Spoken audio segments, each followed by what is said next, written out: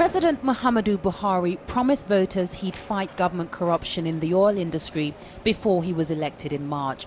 Billions of dollars have been lost in the sector in the past 3 years, most of it by the government-run oil company, the Nigerian National Petroleum Corporation.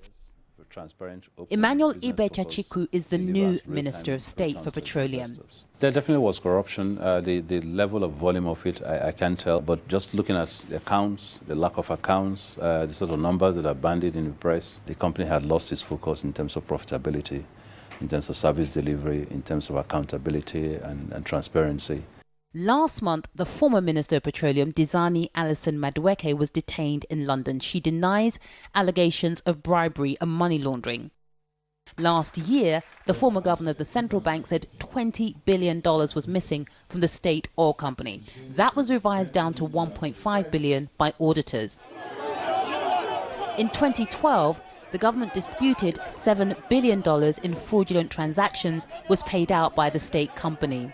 Nationwide protests took place when the government tried to increase the price of subsidized fuel. Corruption in the oil sector for the ordinary Nigerian means the schools are bad, poorly funded, and teachers not properly trained, that infrastructure is poor and the power sector is not working. The government believes some of the corrupt deals take place when companies are paid to import government-subsidized oil, but stopping the imports will be controversial.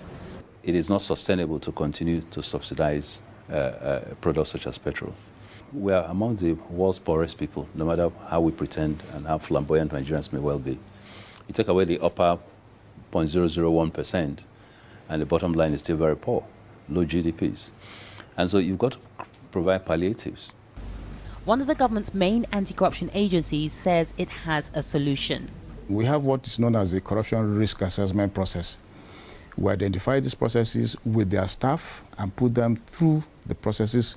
There are also other challenges. Pipeline vandalism causes the theft of tens of thousands of barrels of oil every day. Government leaders say they can't stop the thefts completely or trace all fraud.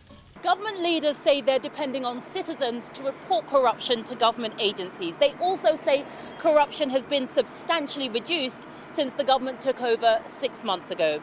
Yvonne Dege, Al Jazeera, Abuja, Nigeria.